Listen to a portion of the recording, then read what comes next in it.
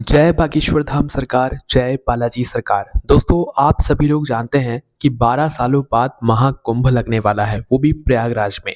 अगर आप लोग भी इस महाकुंभ में आने वाले हैं, तो इस महाकुंभ से जुड़ी हुई बहुत सारी बातें इस वीडियो में आप लोगों को पता लग जाएंगी। जैसे कि अगर आप लोग महाकुंभ आ रहे हैं, तो आप लोगों को कब महाकुंभ पहुंचना पड़ेगा स्नान से पहले, और अगर आप लोग महाकुंभ में जा रहे हैं, तो आप लोगों को वहां पर रुकने की क्या व्यवस्था रहेगी, खान पीने की क्या व्यवस्था रहेगी, आप लोगों को स्नान किस समय करना पड़ेगा, शाही स्नान में जाना ज़रूरी है या बिना शाही स्नान के भी स्नान कर सकते हैं। इस तरह के बहुत सारे जो प्रश्न हैं महाकुंभ से जुड़े हुए, जो कि प्रयागराज में लगने वाला है, ये सारे प्रश्नों के जवाब आपको इस वीडियो में मिल जाएंगे। देखिए, सबसे पहली चीज़, ये जो कुंभ है ये महाकुंभ है और ये कई सालों बाद लगा हुआ है, और विशेष रूप से ये जो कुंभ आता है ये 12 सालों बाद आता है। तो इस 12 सालों बाद आने वाले इस महाकुंभ में आप लोगों को ज़रूर स्नान करना चाहिए, ज़रूर डुबकी लगाना चाहिए। तो सबसे पहली चीज़ दोस्तों, ये जो 12 साल में लगने वाला महाकुंभ जो कि प्रयागराज में लगने वाला है, ये कुल मिलाकर 45 दिनों का होने वाला है, जिसमें दोस्तों प्रतिदिन करोड़ों लोग डुबकी लगाने वाले हैं प्रयागराज में।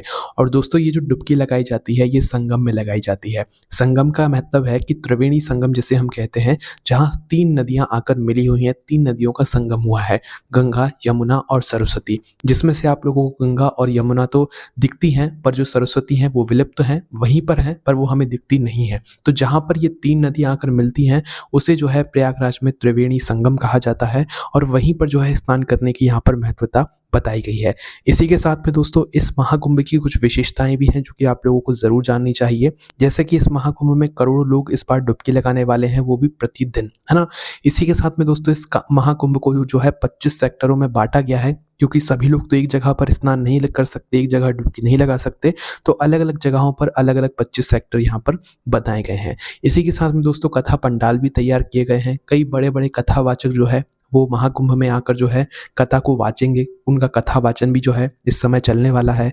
इसी के साथ में दोस्तों, आप लोग विश्वास नहीं करेंगे कि महाकुंभ को संभालने के लिए जो पुलिसकर्मी होते हैं, वो 36,000 से भी ज़्यादा पुलिसकर्मी लगाए गए हैं, उनकी ड्यूटी वहाँ पर रहने वाली है। इसके अलावा दोस्तों, जो साफ सफाई के कर्मचारी रहेंगे, वो भी 22,000 से ज़्यादा कर्मचारी जो है साफ सफाई के लिए वहाँ पर लगे जाएंगे, ताकि वहाँ पर जो है शुद्धता बनी रहे, साफ सफाई बनी रहे। इसी के साथ में दोस्तों, आप लोगों ने देखा होगा कि पुल को, मतलब नदी के इस पार से उस पार जाने के लिए जो है वहाँ पर मतलब जो पानटून पुल्स होते हैं वो भी बनाए गए हैं, पीपा पुल जैसे आप लोग कहते हो, वो भी वहाँ पर बनाए गए हैं। तो 30 से ज़्यादा जो है, 30 के लगभग जो है वहाँ पर ये पानटून पुल जो है, पीपा पुल जो है वहाँ पर बनाए गए हैं, जिसमें आप लोग एक साइड से दूसरी साइड जो है इस त्रिवेणी संगम में जा सकते हो, है ना। इसके साथ ही में दोस्तों, आप लोगों को जो है शाही स्नान में जाना चाहिए या बिना शाही स्नान में जाना चाहिए, वो भी आप लोग जान लीजिए।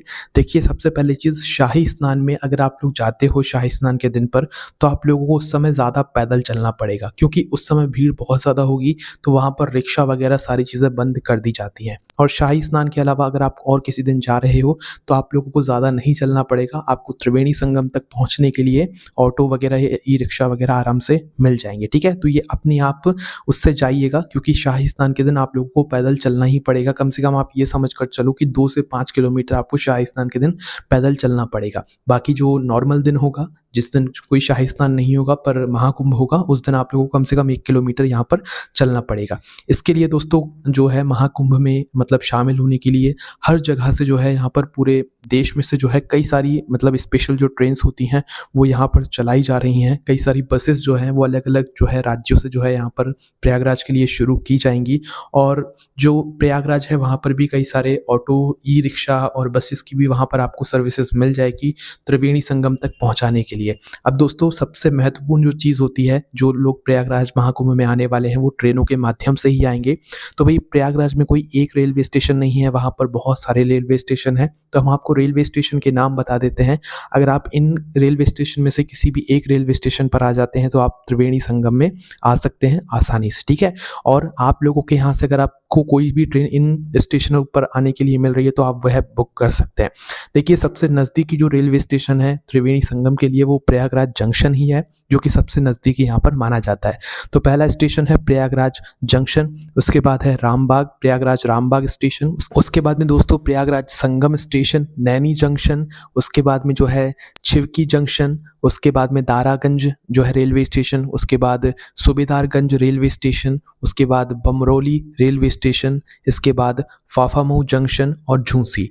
इसमें से दोस्तों जो दारागंज का रेलवे स्टेशन है वो अभी फ़िलहाल बंद हो चुका है, तो वहाँ के लिए आप लोगों को यहाँ पर कोई ट्रेन नहीं मिलने वाली है, ठीक है? तो जितने भी हमने आपको ये स्टेशन बताए हुए हैं, स्टेशन के नाम बताए हुए हैं, अगर इन स्टेशनों के लिए आप जहाँ पर रहते हो वहाँ से कोई भी ट्रेन है तो आप बुक कर सकते हैं, क्योंकि इन रेलवे स्टेशन जो हमने आपको जितने भी प्रयागराज में स्थित रेलवे स्टेशन के नाम बताए हैं, इन जगहों से जो मतलब त्रिवेणी संगम है इसकी दूरी 5 से 7 किलोमीटर के बीच ही है, ज़्यादा दूर नहीं है, ठीक है? पर सबसे नज़दीकी जो रेलवे स्टेशन है वो प्रयागराज जंक्शन ही है, जो कि सबसे सही माना जाता है, तो आप यहाँ के लिए अपनी ट्रेन बुक कर सकते हैं अगर आपको जगह मिल रही है, ठीक है?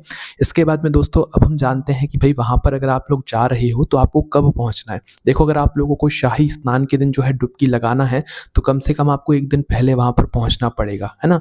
1 दिन पहले वहाँ पर आप लोग पहुँच जाइए आराम से, और ऐसा ज़रूरी नहीं कि आप लोग 1 दिन पहले बिल्कुल सुबह पहुँचे, है ना? जैसे कि कल शाही स्नान है तो आप आज रात में जो है कम से कम वहाँ पर पहुँच ही जाएँ किसी भी हालत में। अगर आप नहीं पहुँच पाए तो फिर जो है अगले दिन वहाँ पर बहुत भीड़ होती है, तो भई आप लोगों को पैदल बहुत चलना पड़ेगा और आप लोग वहाँ पर बहुत समय में भी जो है यहाँ पर पहुँच पाओगे, ठीक है?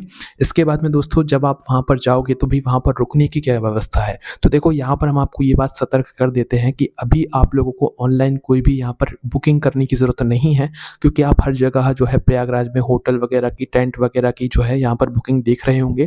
पर हम आपसे अनुरोध करेंगे कि आपको यहाँ से कोई भी बुकिंग नहीं करना है, और हम आपको बता दें कि आप लोगों को जो है उस समय जो होटल के रेट्स हैं या जो टेंट के रेट्स हैं वो काफ़ी ज़्यादा हाई मिलने वाले हैं, ज़्यादा मिलने वाले हैं, विशेष रूप से उन जगहों के लिए जो कि त्रिवेणी संगम से बहुत ज़्यादा पास में है, ठीक है? तो त्रिवेणी संगम से या प्रयागराज रेलवे स्टेशन के पास-पास में जितनी भी होटल्स या टेंट वगैरह जो हैं, वो आपको बहुत महँगे मिलने वाले हैं, जो कि एक आम आदमी अफ़ोर्ड नहीं कर सकता है, ठीक है? तो इसलिए आपको एक चीज़ का बस ध्यान रख लेना है कि ऑनलाइन कोई भी बुकिंग नहीं करना है ना?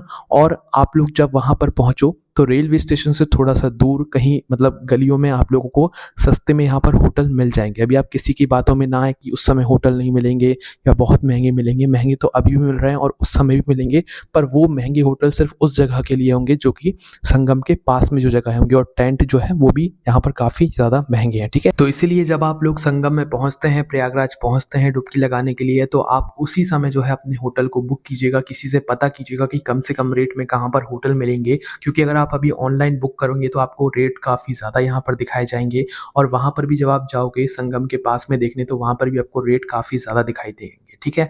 अनुमानित रेट्स की बात करें दोस्तों तो प्रति व्यक्ति 1500 से 2000 रुपए तक एक दिन का यहाँ पर लिया जा रहा है, और बाकी ये तो शुरुआती कीमतें हैं, बाकी इससे कई गुना ज़्यादा जो है रेट्स एक दिन का एक व्यक्ति का यहाँ पर लिया जा रहा है, ठीक है? तो अभी आप ना बुक करके आप वहीं पर जाकर बुक करें तो वो ज़्यादा यहाँ पर बेहतर रहेगा। अब ऐसा नहीं है कि यहाँ पर टेंट हैं, होटल्स हैं, तो यहाँ पर आम आदमी के लिए कोई व्यवस्था नहीं की जाएगी। तो देखिए, आम आदमियों के लिए भी यहाँ पर बहुत अच्छी व्यवस्था की जाएगी, जिससे कि वो कम पैसों में वहाँ पर जो है रुक सकते हैं, भोजन कर सकते हैं। कई सारी जगहों पर भंडारे भी जहाँ पर चलाए जाएँगे, धर्मशालाएँ भी खोली जाएँगी जिसमें आम आदमी रह सकता है, वो भी बहुत ही यहाँ पर कम पैसों में, ठीक है? तो किसी को टेंशन लेने की ज़रूरत नहीं है, वहाँ की सरकार पूरी आप लोगों के लिए व्यवस्था करेगी, एक बड़े आदमी के लिए भी और एक जो है मध्यम वर्ग के आदमी के लिए भी, ठीक है? तो इससे आप लोगों को कोई घबराने वाली बात नहीं है, आप आराम से महाकुंभ के लिए जो है अपनी टिकट को बुक कर सकते हैं। तो चलिए अब जानते हैं कि आप लोगों को महाकुंभ में शाही स्नान के दिन आना है या किसी और दिन आना है। तो देखिए, ये पूरा आपके ऊपर निर्भर करता है कि आप शाही स्नान के दिन आ रहे हैं या किसी और दिन आ रहे हैं, पर आपको फल सभी दिन मिलेगा। शाही स्नान में थोड़ा ज़्यादा यहाँ पर फल देखने के लिए मिलता है, बाकी आप किसी भी दिन जो है महाकुंभ में स्नान करने के लिए आ सकते हैं। महाकुंभ कुल मिलाकर 45 दिनों का यहाँ पर रहने वाला है, जिसमें से कुल मिलाकर दोस्तों 6 शाही स्नान इसमें रहने वाले हैं, और पूरे 45 दिनों तक जो है ये महाकुंभ चलने वाला है, जिसमें आप किसी भी दिन आकर डुबकी लगा सकते हैं, ठीक है? तो आइए जानते हैं शाही स्नान की डेट्स और कब से यहाँ पर ये महाकुंभ शुरू हो रहा है और कब तक चलने वाला है। तो देखिए, इस महाकुंभ की जो शुरुआत है वो 13 जनवरी पौष पूर्णिमा से होगी, और इसकी जो समाप्ति होगी वो 25 फरवरी महाशिवरात्रि के दिन पर होगी, ठीक है? तो कुल मिलाकर ये 45 दिनों का जो है ये महाकुंभ होने वाला है, जिसमें जो है 13 जनवरी पौष पूर्णिमा के दिन से इस महाकुंभ का आगाज़ होगा। मतलब कि 13 जनवरी पौष पूर्णिमा से महाकुंभ की शुरुआत होगी, और एक तरीके से ये पहला जो है यहाँ पर शाही स्नान भी होगा 13 जनवरी के दिन पौष पूर्णिमा के दिन, ठीक है? इसके बाद में दोस्तों 14 जनवरी 2025 को जो है मकर संक्रांति का दिन रहेगा, मतलब कि 13 जनवरी का अगला ही दिन रहेगा, और मकर संक्रांति के के दिन जो है यहाँ पर दूसरा शाही स्नान होने वाला है। इस दिन जो है डुबकी लगाने का बड़ा ही फल देखने के लिए मिलता है। उसके बाद में दोस्तों 29 जनवरी 2025 को मौनी अमावस्या है, जिस दिन जो है तीसरा शाही स्नान रहेगा और इस दिन जो है मौन रहकर जो है डुबकी लगाने का बड़ा ही फल मिलता है और ये दिन महत्वपूर्ण माना जाता है डुबकी लगाने के लिए, स्नान करने के लिए महाकुंभ में। इसके बाद में दोस्तों जो चौथा शाही स्नान है वो रहेगा दोस्तों 3 फरवरी का, जिस दिन बसंत पंचमी रहेगी और इस दिन जो है चौथा शाही स्नान रहने वाला है। उसके बाद में दोस्तों 5वां जो शाही स्नान रहने वाला है महाकुंभ में वो 12 फरवरी 2025 का रहेगा, जिस दिन माघ पूर्णिमा रहेगी। तो 5वां जो शाही स्नान है वो 12 फरवरी का यहाँ पर रहने वाला है। इसके बाद में दोस्तों जो छठवां और आखिरी जो शाही स्नान होने वाला है वो 25 फरवरी महाशिवरात्रि के दिन का होगा और इस दिन जो है यहाँ पर इसी दिन पर जो है यहाँ पर शाही स्नान भी होगा और इसके बाद जो है महाकुंभ की समाप्ति भी यहाँ पर हो जाएगी। ठीक है, तो इस तरीके से दोस्तों ये पूरे शाही स्नान की डेट्स हमने आपको बता दी हैं। आपको जब समय मिलता है इस पूरे मतलब महाकुंभ में शाही स्नान के दिन भी आ सकते हैं, आप चाहें तो किसी और दिन भी यहाँ पर आ सकते हैं, इसमें कोई भी यहाँ पर दिक्कत वाली बात नहीं है। ठीक है, अगर आप लोग भी इस महाकुंभ में आ रहे हैं और आपके मन में कोई प्रश्न है तो उसे आप हमसे कमेंट करके पूछ सकते हैं, आपको आपके प्रश्न का जवाब मिल जाएगा। ठीक है, बहुत ही जरूरी ये महाकुंभ है, 12 सालों में एक बार आता है, बहुत साधु संतों के दर्शन करने के लिए यहाँ पर आपको मिलते हैं, तो इस मौके को मत जाने दीजिएगा। जय बागेश्वर धाम सरकार, जय बालाजी सरकार।